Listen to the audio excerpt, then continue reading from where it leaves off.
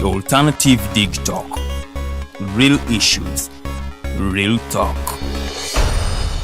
Fellow citizens, following the sequence of events, Uganda seems to be at political crossroads.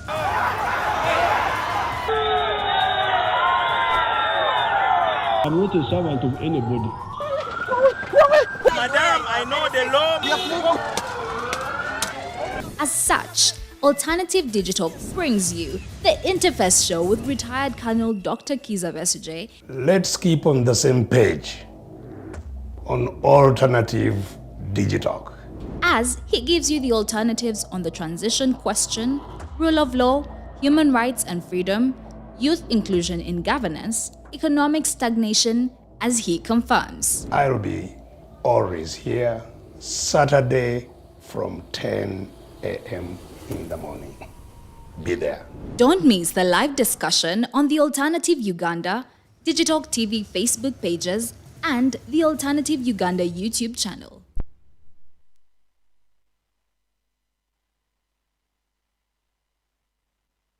Welcome back from that short commercial break, ladies and gentlemen. My name again is Rogers Tulyahabwe, and it's a very great privilege to have you today. We are streaming live on the Alternative Uganda Facebook page and YouTube, and the Digitalk TV Facebook page. You can be sure to always catch us, and make sure you follow the discussions that are always ensuring on those platforms. We usually come here to talk about issues that are more closer to the people, issues that affect communities that are where we live and those that are around us. And speaking of that, I have gentlemen you have seen already. They will introduce themselves once more, talk about a little bit of what stands out especially, and now that we are going to be talking about a discussion about human rights violations around the world. There are those that are happening around here, but also the others that are happening in places more than just Uganda in particular and Africa, but even places outside Africa and the other continents, those that are in the black. Some have said that some violations have been on the racism base. Others have been said to, be happening because of the color of the people. But before we go that far, I want us to a little bit give a background on the issues that are happening here. And I'll begin with the gentleman, Mr. Norman. He'll tell us, how do you see the human rights violations in this particular country of Uganda? Yeah, thanks, Rogers, and definitely our viewers. It's for lack of another word, it's like now being a black. It's an automatic qualification for your rights to be violated, no matter where you are. In fact, even how they beat a black dog is different from how they beat a white dog. Now everything black has become just funny, and rather we need to definitely, as black people, to fight for our rights and also fight for our plight and liberties, and this is built with confidence that being black, I'm one person who likes black, as black happens to be one of my best colors. You're wearing one even now. You see, because for white, you must wash white every now and again. So in fact, white should be even the worst color in my view. But to say human rights violations now, save for saying that it's only blacks that abuse it, there are also blacks who abuse other people's rights. You'll find, because people, for example, in our country who abuse our rights, we're not led by colonialists. We are led by typical blacks, our own people. If you look at South Africa itself, you remember when fellow blacks were attacking fellow other blacks in South Africa. Yes. You have seen Boko Haram in Nigeria, it's blacks vis-a-vis blacks. In Congo, it's blacks vis-a-vis blacks. Yes. In Chad, it's blacks versus blacks. In South Sudan, blacks. Literally, we have a problem. The problem is not with any other person, it's with us. So even when it comes to abusing rights, we are abusing ourselves. Yeah? Before we even begin blaming others, we are abusing ourselves. People you have seen in Uganda, all these beatings. I haven't seen any white person holding a baton to beat any of the young people in town. I've not seen an Indian. I've not seen an Indian chasing a Ugandan. I've not seen a Russian or an American shooting at citizens. We are the ones abusing our rights. So literally, from me, the problem is with us until we work on our mindsets that our rights matter as a collective, I can assure you no any other person will solve such a problem of rights abuse. Because I have personally not seen any particular incident in the Kampala streets where a white person has Yes, come to violate your rights. In fact, even leave alone even just a white person, even a brown person, they are all black, even half caste. Participating in a violation. Those the victims and those that beat them both are with the same color, same height, same weight, same everything, same problems, same suffering. Now I want to go to the other individual who's going to tell us. I want you to give us a little bit of the perspective, on the legal perspective. I understand you are a lawyer in making. How do we counter this kind of stuff? How do we reach this far? We have laws of the land. We have a constitution that is a grand norm here. We have laws against human rights violation. We have signatories to international conventions. We have the Universal Declaration of Human Rights. All amidst all these laws, and very good laws at that, how do we get to places such as these where violations are so rampant and very common? Like to say, I am called Kato Tumusiime. I'm a lawyer, not in making. I'm actually an advocate and I practice. So I am not in making. That is for correction to say. But You to are say, a made lawyer. yeah, I'm a made lawyer, not in making. But to say, like Norman said, like the violation of human rights starts basically from our homes itself. And most of the people, when we talk about violation of human rights, they look at the physical violation, like the beatings, the torture, and the rest. But they ignore small things that we want to overlook. Like discriminating people. You are, for example, using a public means of transport, and somebody wants to pass you because they have maybe disabilities, you don't want them to sit next to you. Maybe they have a kind of sickness, you are just discriminating them. You don't want them to get near you. That is discrimination, and that is a violation of their rights. Yes. If I may ask, counsel, for example, you find someone with, and with due respect, by the way, someone, let's say, with a nodding disease. This guy's all the saliva is dropping. No, let us also be humane. Okay, we wouldn't want to abuse their rights. Yes. Should there be means?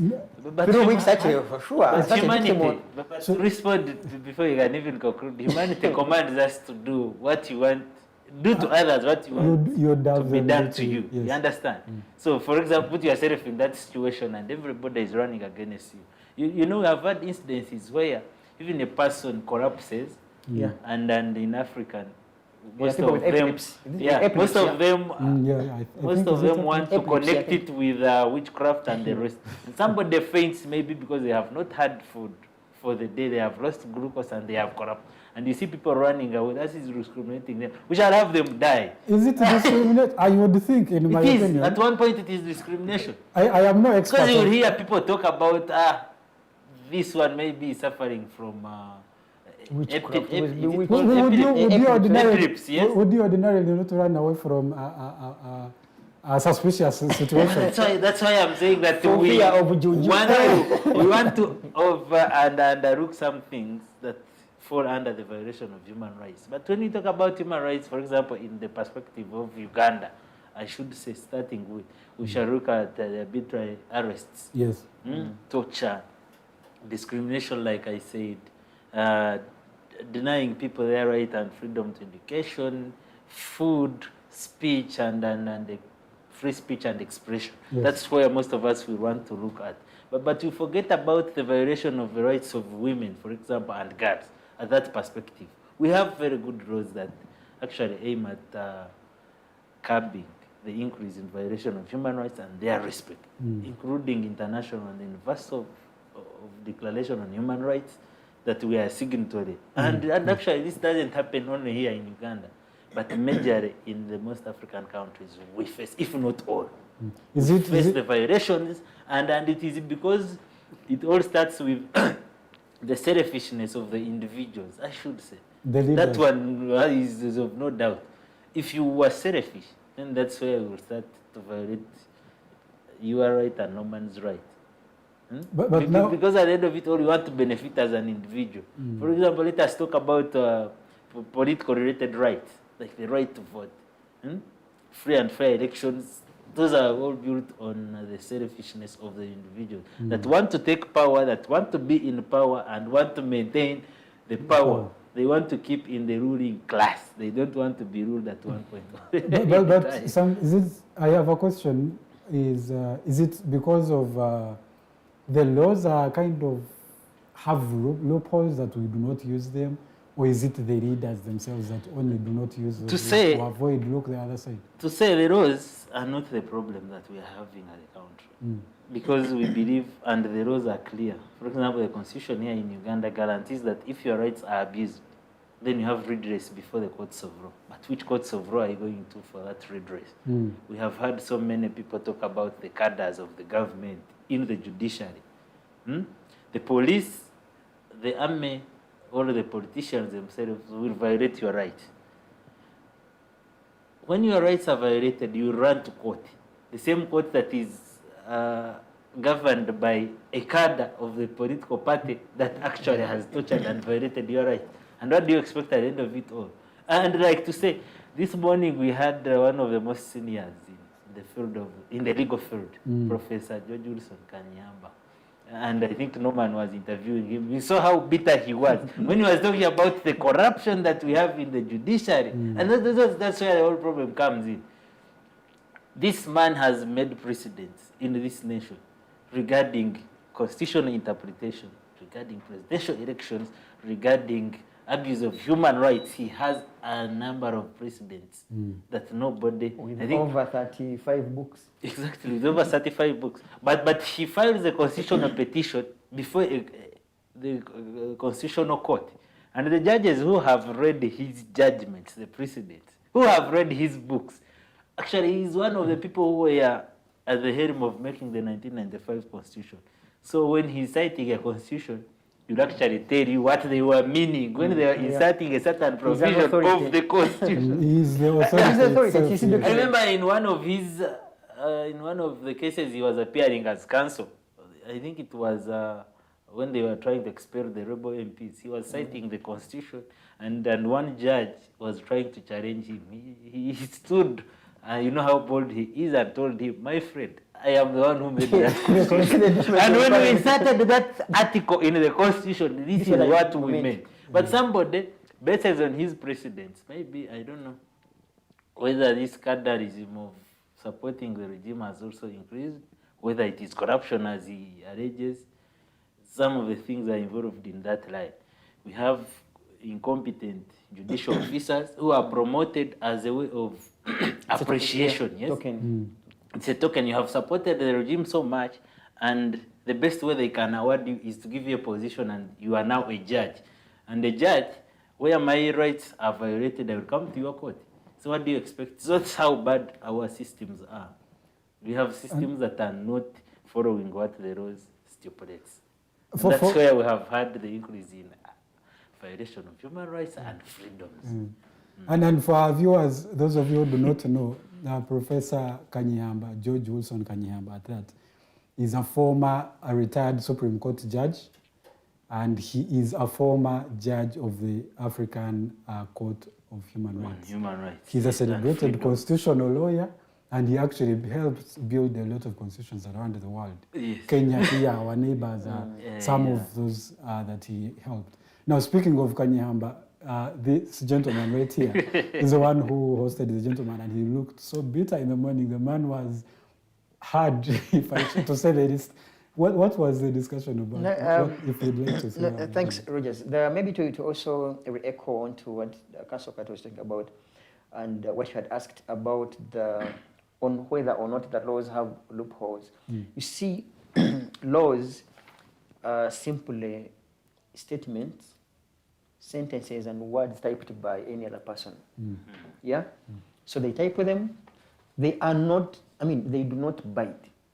On their own. Only their own. They don't. So the land feathers would go, draft whatever, put them in black and white, compile all these laws, bind them, so it becomes a document. But this document, if it tells you that once that you shall not kill, and you go and kill, you don't see the law coming onto your head. Like, but you killed. There must be some people that are responsible to enforce and ensure that what was written is followed. And that now goes back to the mindset. That the group of people who are supposed to enforce ought to have a positive mindset that aims on to ensuring that such a law or what is written is enforced. You get? Yes. It is discipline. You know it in your home, that simply writing on your wall that if you are not, okay, you write on your wall home and say, don't come late and keep quiet. And your kid comes late and opens the door. Then you will not have served the purpose if you wait for the law, which you wrote on your wall that don't come late to act. So literally it goes back to the mindset of all of us as citizens and definitely leaders, that it's not about simply writing these things down. It is following. But following. And Enforcing what work. they Yes. Coming back to the bitterness of the Professor Kanyihamba. Professor Kanyihamba has, I think for me, when we're trying to have this interview, you could see the pain in him, like what he thought the law ought to have been is being played with. Like to an extent that the panel of justices of Constitutional Court dismissed his petition, and one of the grounds was that he had proceeded under Article 131, under Article 137. And the man tells you, I knew Article 137 did exist, but I proceeded under Article 50. And if there is, because under Article 150, it's among others that so as long as any person realizes that there is a threat to their rights, they have a right to run. Yeah, they have a right to run to courts. And these gentlemen, we are relying on Article 137 to dismiss. Literally, it is in the public interest. Literally, it's as if they considered to proceed on his behalf. So they thought on his behalf. That's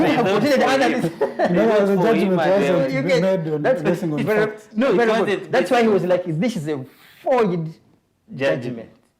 I doubt whether they even read. And they went ahead to say, the president cannot be sued. He's like, excuse me.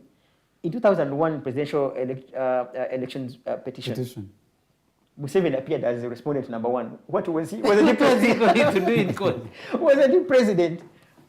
Did he swear affidavits? 2006, respondent number one, followed by respondent number two, the Electoral Commission. And he's like, he too can be sued. All you need is to differentiate and say, I am suing him as a presidential candidate or an NRM political party leader. But the land in courts, okay, the unland, for lack of another word, justices said you erred to sue the president. To sue the president.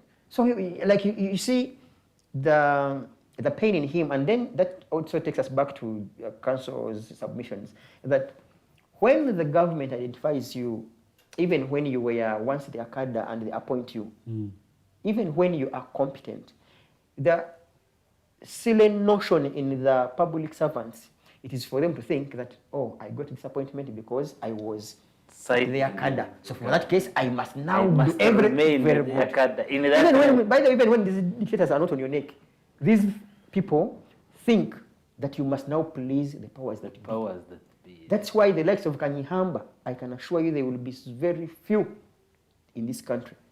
He will come and say, oh, and he tell you, okay, I was the CA, representative, yes, movement leaning, but the moment they assigned him, appointed him as judge, my dear, he became independent and to serve the rest of the world. So that's the bitterness in him, which we think that he has a justifiable cause. And he says, he's that person who doesn't give up. He's going to place the Muhanda and continue to back at them. We've had, now, speaking of Professor Kanyihamba and human rights, and now, because Kanyihamba's issue has a lot to do with the president himself and government altogether, if you take it collectively. We have a number of, some of those things that are actually happening even around the world. We have, for example, I'll take an example in the Caribbean countries. We have Guyana specifically. In 2020, the government that is sitting right now came, its legitimacy is being questioned because apparently there were issues that were here and there. And recently, a friend of mine sent me a video that was rather disturbing of people being removed from their lands and that kind of stuff. And violations are actually rampant. So I don't know, how do you think we can be of help in that regard, and also leverage on some of the great brains, being that those are also our fellow brothers who are black in those areas? I'll begin with you, sir. Now, to say, like Norman said, I think this is a problem with black people generally, because we have not had elections that are so peaceful, that are so free and fair. At least it's not common. Yeah, it is not common, at least. At least in most of the countries, you try and find out. It is not common. We shall have parties that want to challenge the results. And some of the people who challenge the results have, like their points are based on evidence and facts. Like to say, in the Caribbean countries, I will give an example of Guyana, like you said. These people went in for elections in 2020. And then the reason they went in elections in 2020, the former president, who is David Granga, was impeached by their National Assembly.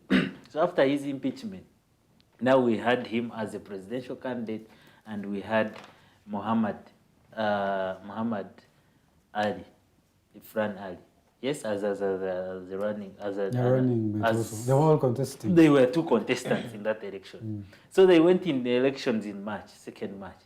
So results were announced, and then 5th March, we had the David Granga challenging the results of the elections. That is the one who lost the election. He had not lost at the time. He challenged, and his reasons were, of course, like any other normal election will cite. Voter bribery. The number of votes were more than the people who voted. That will be common with the black people. And the results cannot tally with the people who came to vote. So he challenged, and there was an injunction. So the High Court ordered for a recount. So the recount, the results proved out that Muhammad Ifran had won the elections. You know, they have their National Assembly and they have seats. So it was 33 against 32 seats. One for PPP and then the NU or PNC. And when they went to the Supreme Court as the highest court, you know, it's also a common law country. So they went to the Supreme Court, and the Supreme Court sided with the decision that came out of the recount of the votes, and then Muhammad Ifran, that's how he became the president, and he's still the president. But to say, so many people have come out to challenge the results, citing the same incidences. And I don't know whether Africans or blacks, there's something that twisted their mind, especially when you are sitting as a judge. We take you as a land person and somebody who reasons independently. Because you have two parties. One is alleging this and one is alleging this. So everybody presents their side of the story and the case with facts and evidence. So it's upon you to weigh which side has the better evidence against the other. And then that's where you could best to give your judgments. But even where the evidence is lacking, and you apply common sense, and they tell you we had 7,000, for example, voters. 7,000. I'm giving you an example. Registered voter. But the results are showing 10,000 votes. What will come into your mind? It reminds me of the 1980 elections, and people who are slightly younger in age. This is for a fact for you to also know what transpired here. So under Paulo Muanga and others, because Paulo Muanga was siding with the UPC, and Vincent Sekono, who was the EC chairperson, this is how it was. They would have different ballot boxes. Imagine. So they would say, this ballot box is for DP, and the other ballot box is for UPC. It's for UPC. So they would mobilize people to come and fill the one of UPC that is full. Imagine such an election. So they count in the evening and say, look, UPC it is full. DP. They would even bring more boxes for UPC to fill. UPC to so add. People would vote as many times as possible to fill their boxes against the DP. You can imagine what is wrong with Africans, with the blacks. And you imagine such an electoral process.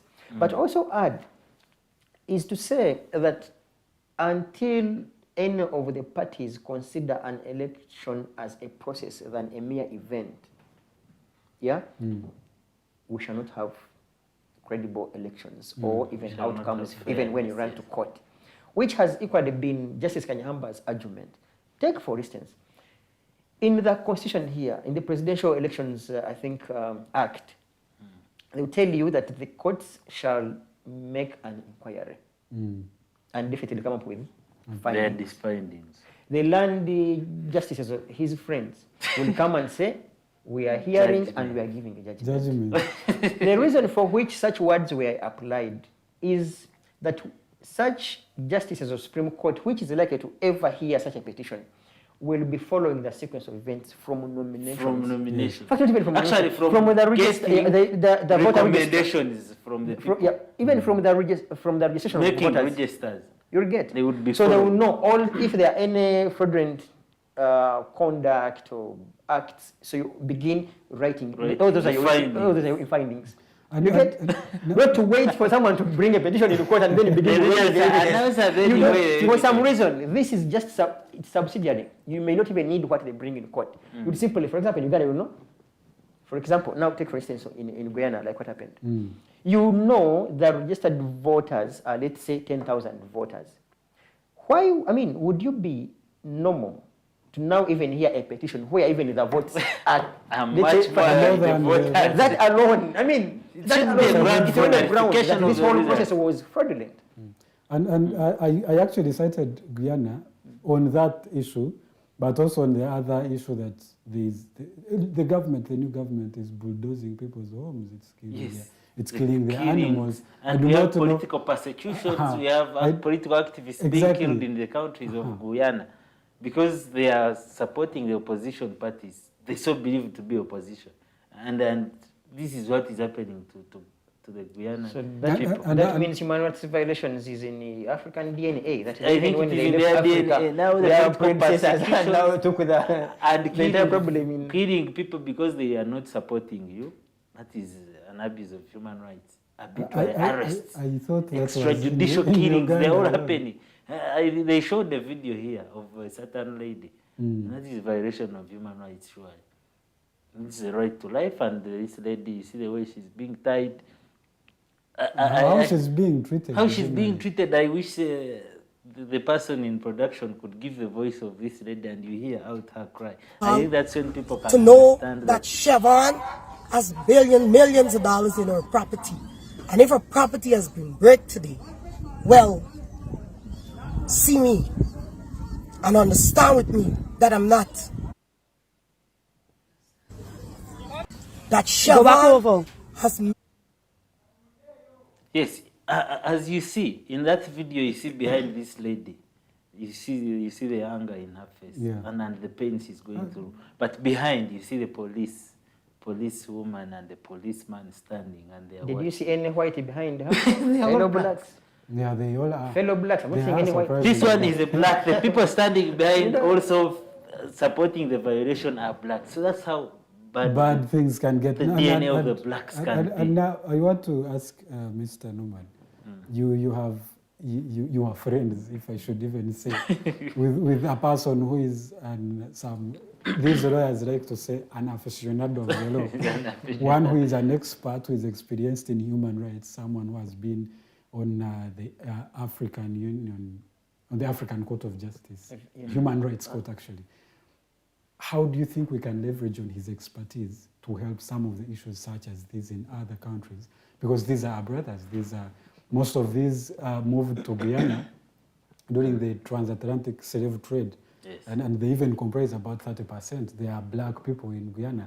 And 38% of them are Indians who were brought after the abolition of that slave trade and all that by the British. How do you think we can leverage on the expertise of this gentleman to be able to help these people? I think from me, the mere fact that now the world has become one basket, it's a globe. It's a global community. It's now a village. That's why even when we broadcast here, all these shows and the rest of the broadcasts will also be watched everywhere. It is for such people out there in such countries, not even just Caribbean, but also other countries, to know that, okay, in Africa, in this particular country, we have this person who has this expertise, and then you leverage onto their expertise and you know, knowledge. For instance, when Kenya had issues, they couldn't run from 7 here. They ran here for Justice Kanyihamba to help with them, do the acquisition. In Seychelles, it's the same thing. They ran here for his guidance. And so many other countries where they have come to seek for his legal brains. And which is one thing I would equally ask and urge the Caribbean people to also take advantage of this gentleman, and perhaps he could guide and maybe give legal brains or advise on matters of good governance and constitutionalism, given his expertise, because he's one person I know that his opinion will be forever respected. Because his track record is one of those very few and incorruptible. You see, there's someone who you can say someone can be corrupted. That gentleman, I think him and corruption are parallel. He's allergic to corruption, and he's also allergic to bad governance. So relying onto his expertise and his openness, and in regards also to fighting for blacks' rights, I can assure you, he's one person you'd want to really work with. I am sure you have followed some of his discussions where he said, by the time he started in the UK, racism was at its peak. And he confesses on how he even confronted his wife now, and confronted her, calling her racist. I mean, it's a long story. And that shows how assertive he is. So as long as he believes that what he's talking about is what ought to be fought for. And I can definitely tell not just the Guyanese and any other people in the Caribbean or any other countries that this gentleman, so as long as he still lives, is one person should reach out to, and maybe he could have either those online conferences or what to guide. We can even have them through our own channels. Yeah, definitely. We could also have our platform to be the main host, and then we moderate the Professor Kanyihamba this side, and also leaders, activists or lawyers in the other countries. So and then by God's grace, we shall definitely have a common ground. Because the beauty is that the Caribbean countries, most of them, if not all, are under common law. So we share the same precedents, the same everything. So there could be some good of the rights, human rights, and the freedom that we have in these countries that are common law fall in their part. But there is something I like in their constitution. There is a right to be happy as a citizen in Guyana. You must be happy, because when you are happy, I think everything comes up after being happy. And also to utilize and build strong media relationships. The media that are independent, always broadcast. So that when they are in violations, Actually, a little bit, just to cut you short, it has been said that in Guyana, most of the people, especially black ones, because they are mostly black, discriminating their fellow black, that most of them have been brainwashed by the Western media. And they look so much on the other side, and they have since neglected their African heritage and all that background. So maybe our partnership. So if they build strong relationship with the independent media that believe in advocacy, that believe in the protection of human rights, that can be media platforms and channels through which education about human rights and freedoms can be passed through, I think it will be important. And then also building the strong human relationships between the blacks, because we are all blacks, and it is all our right to always speak about an injustice, a violation that happens to a fellow black, because we share the same brother. Yes, that's right. And we shall all be happy when our brothers and sisters are happy the other side. Yes. And since you do talk about partnerships, I don't personally know anyone in Guyana. I don't even know any leader in Guyana on a personal level. But if there's any single person in that country who cares about the plight of black people in that country, please contact us. We shall be able to make sure that we make kind of a connection, a partnership, a working partnership, to connect and find a common solution for these people, because they are brothers. What hurts them hurts us. Today it is them, tomorrow it is us. Will be us. And that goes for the region of the Caribbean, because there are people around those countries surrounding They're them, also the facing the Barbados, same the violations. Tobago and Trinidad, those kind countries. This day could be Guyana, another day could be them. So I think it should be a very big call that they should also join the fight, make sure that people are liberated, people are respected, people in this century, the 21st century, cannot be treated like animals. That is very unfair. The abuser will tell you that human rights abuser will tell you that all of us are animals. So that they can beat you properly. Okay, so I think that's we can conclude it at that. And I want to have a little bit of passing shots on both of you. And I want to have both of you call upon any person who cares to be able to contribute in this. I'll begin with you. I think for me, the point here is that, like the Bible says, do to others, what you would for me, that is the only thing. If you think that starving others is what you would want to be done to you, may you go ahead and starve them. If you think being homeless is what you would want to happen to you, go ahead and make others homeless. If you think killing others is what you would want to be done to you, go ahead and kill others. Otherwise, I think for me that's the bottom line. Okay.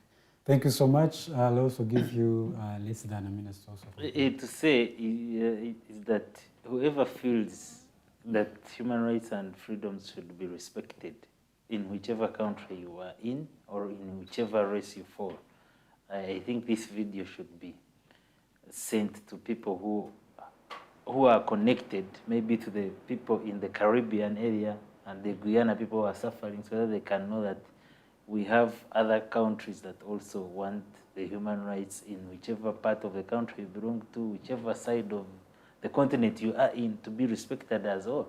Because at the end of it all, humanity remains humanity. And we believe that if that is done, we shall have a good country, we shall have a good society, and we shall have all live together and freely in our countries. All right, thank you so much. And also to make just one last call to those who would be willing, we would be glad to host any of those black leaders from that particular country, Guyana, and any of the countries around in the Caribbean to talk about these injustices. We want you to know that you're not alone. We have your backs. We are here to share in these issues and find common solutions to make sure that we all live in a collective, progressive societies. That is it. Ladies and gentlemen, thank you so much for being with us. My name again is Rogers Tulyahabwe, and this is the Alternative Digitalk. Thank you.